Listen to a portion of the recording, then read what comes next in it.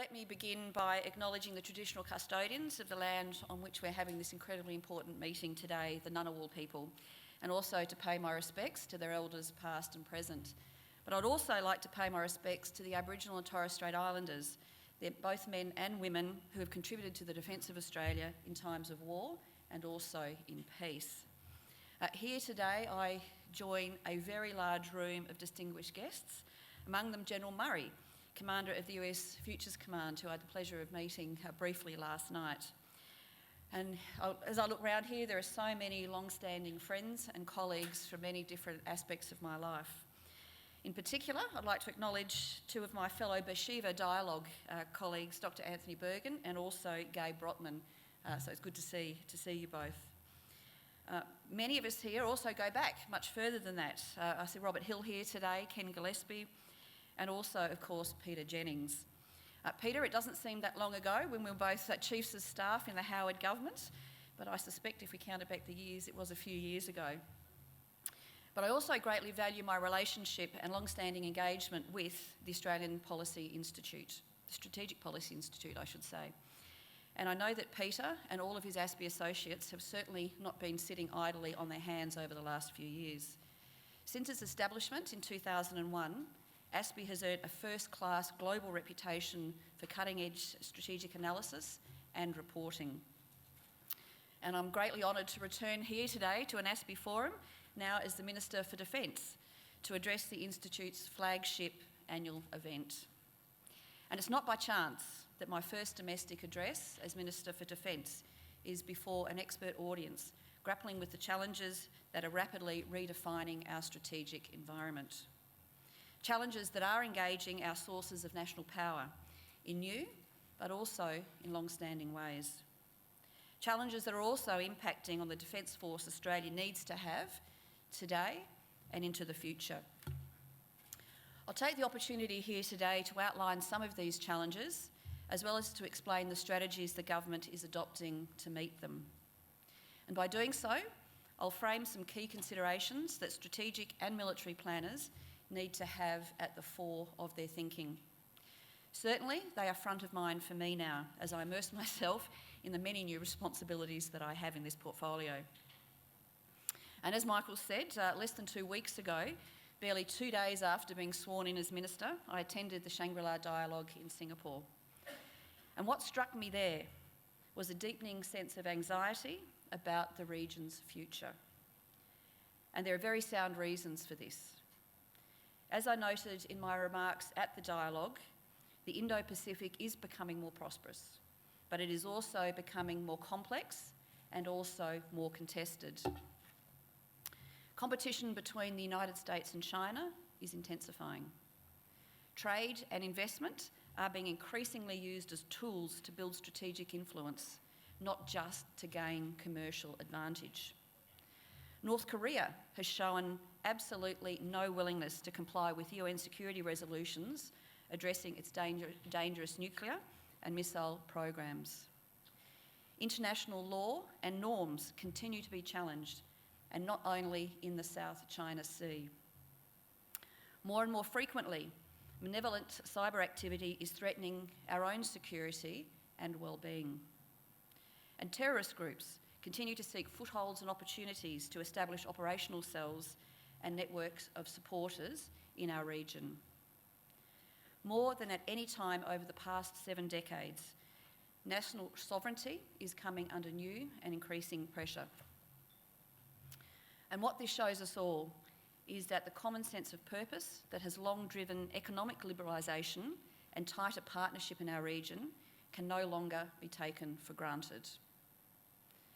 As the rules that have guided our prosperity and security are eroded, so too is the trust that this common purpose has been built on.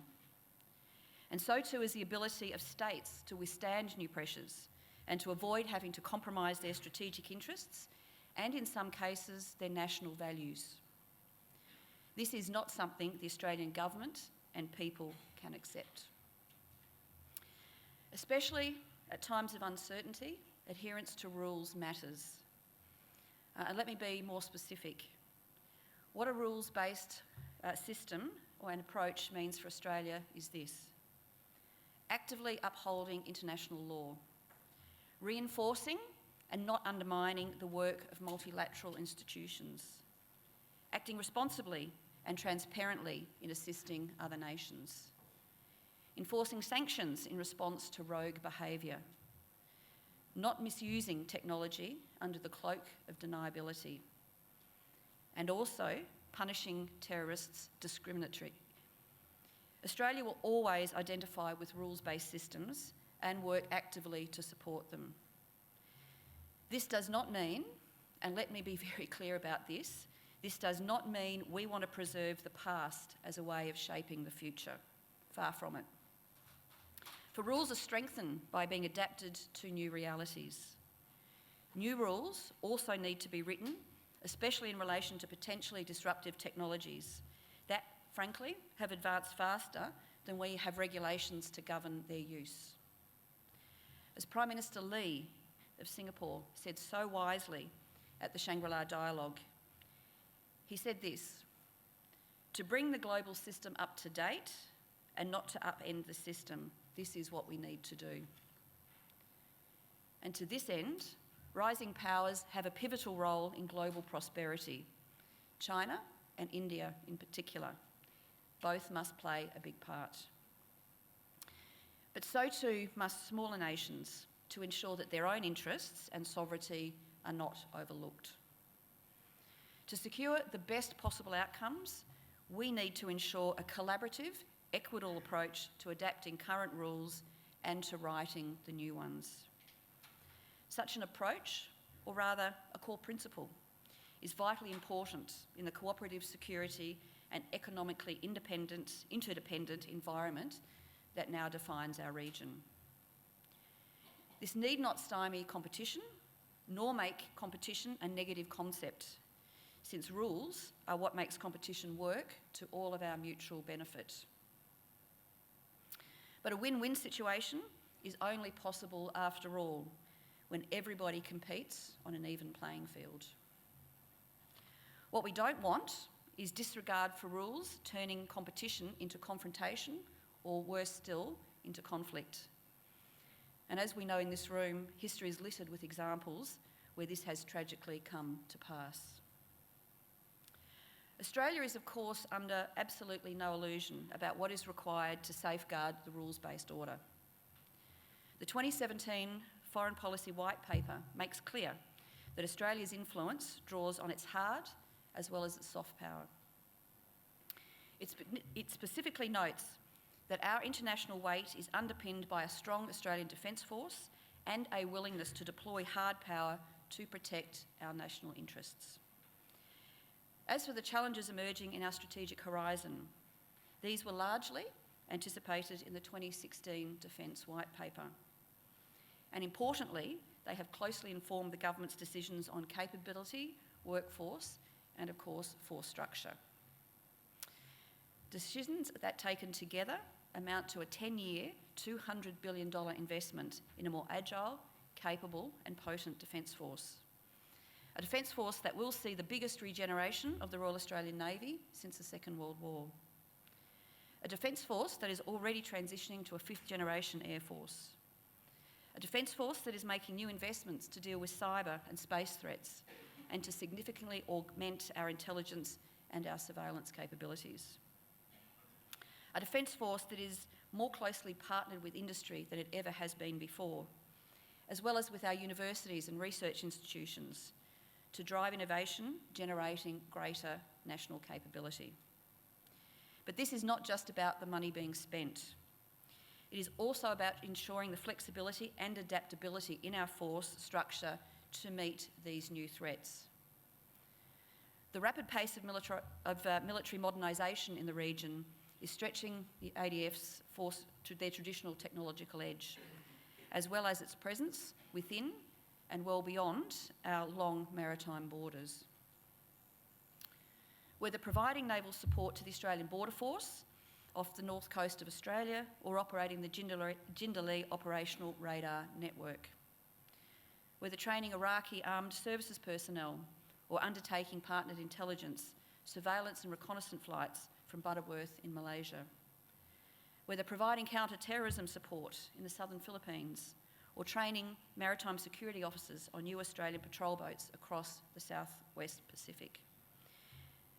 We have to be in more places at the same time, with new capabilities in order to continue and to monitor and also understand our environment, but also to advance our nation's interests.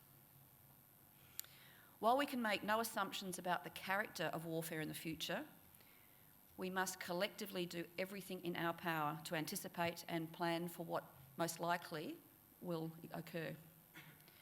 What is clear now is that the character of warfare is changing, with more options for pursuing strategic ends just below the threshold of traditional armed conflict, what some experts now like to call the grey zone tactics or hybrid warfare. It is vital that we are able to bring all of our sources of national power to bear on this problem, not just those from defence. We also need to better understand potential adversaries' thresholds, risk appetites, alongside our own. We need to exercise escalation paths and determine when a military response is required and when it would not be effective. We need to determine how our adherence to rules of engagement and international law does not disadvantage us in dealing with those operating without such constraints, I should say. And we also need to continue to integrate our forces to better able to deter and fight across all domains simultaneously. These are all the sorts of questions I'm now asking, and I know which will be a focus of this conference.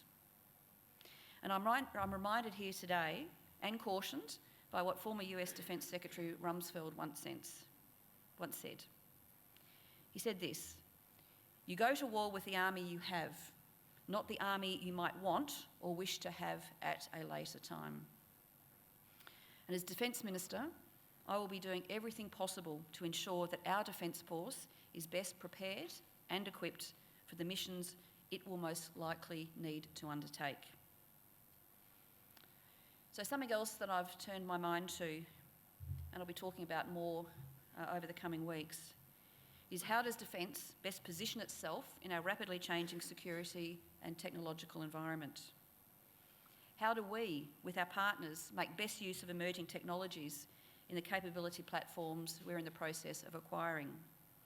AI, autonomous systems, and cyber. And as importantly, how can what Defence does help harness our national power to strengthen Australia's influence? Seminal guidance in this regard has been provided by the First Principles Review and its recommendations of One Defence. In implementing this review, Defence has now already put in place mechanisms for monitoring and driving continuous improvement.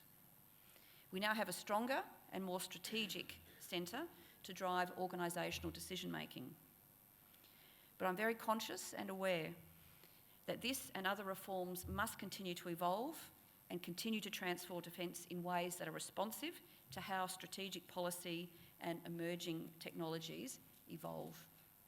This is something I'll be addressing in more detail very shortly.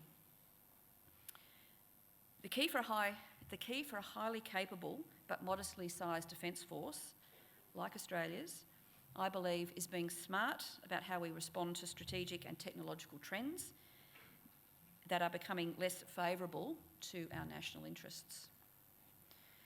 For Defence, this underpins everything we do, from our capability decisions and how we work with our allies, how we work with industry, and how we work across government, to our international engagement, capacity building efforts, and the use of hard power assets for soft power effects. Let me unpack this a little further in 4 key areas. First and foremost, how we manage our alliance with the United States will be crucial. In my Shangri-La speech, I referred to mateship and friendship built on trust. We are now in our 2nd century of mateship with the United States, and that matters a great deal. Today, this relationship is not just about our mutual support obligations enshrined in the ANZUS Treaty. Rather, it is about ensuring the alliance is more focused on and also responsive to our shared challenges in the Indo-Pacific. As I discussed with key allies at Shangri-La, it is now about coordinating implementation of our respective Indo-Pacific strategies. And it is all about determining where we can have better combined effect, particularly with our Five Eyes partners, where we need to develop complementarities in that implementation, and also where we must assist build self-reliance in the region. These will be important messages that both I and the Foreign Minister will be reinforcing not long from now at the ASPI consultations. These will also help guide how we focus on the line of interoperability and where we direct efforts to ensure that our alliance as a whole remains greater than the sum of the parts. In terms of the intelligence that guides us, the capability we operate, and also the technology that advances us. So that's the first point. The second is that the government is taking a more proactive and imaginative approach to how we engage with our allies and our regional partners. We have made especially long strides in our engagement with Japan and France, both being key players in the Indo-Pacific region. And both relationships were reaffirmed at the Shangri-La Dialogue. And we're also exploring new opportunities for cooperation with India and also the United Kingdom.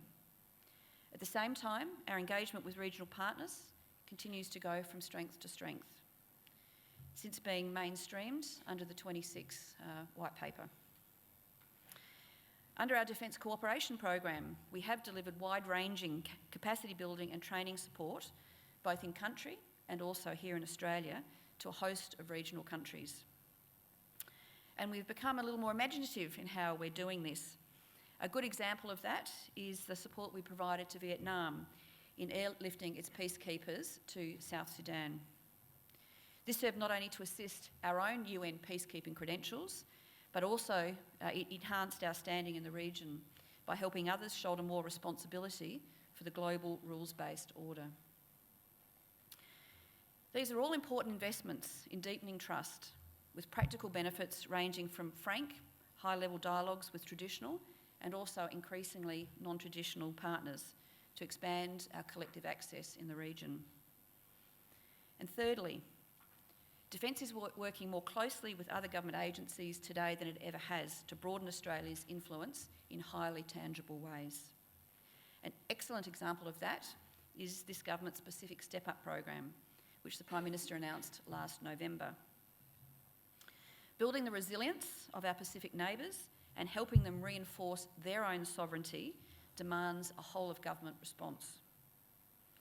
But no one should be under any illusion about the strength of the Morrison government's commitment to the Pacific Ocean states. And that's well beyond the $1.3 billion worth of assistance that already goes to the region. Australia will continue to do all it can to help our Pacific family further develop their infrastructure. But I emphasise we'll do it by doing two things: providing what is needed and also providing what is affordable. We will also help guard against the impacts of climate change and protect their economic interests. Defence is also doing its part to ensure we remain a responsive and effective security partner of choice. Through both enhanced people-to-people links and maritime security assistance, builds on the $2 billion Pacific Maritime Security Program. The appointment of my colleague Alex Hawke to both Defence and Foreign Affairs portfolio is no accident.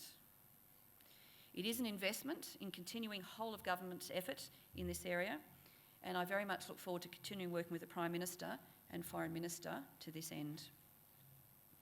And fourthly, the coalition government has worked hard to put defence relationship with industry on a more collaborative footing, and the results are truly impressive. There have been many achievements in the wake of the release of the 2017 Naval Shipbuilding Plan and the 2018 Defence Industry Capability Plan, as well as the establishment of the Australian Defence Export Office. This is all about building a robust, resilient and internationally competitive Australian defence industrial base by placing trust in our industry here and also in our people. It's also about ensuring that our industrial base adds to Australia's strategic weight by fuelling innovation and developing and nurturing our own sovereign capabilities.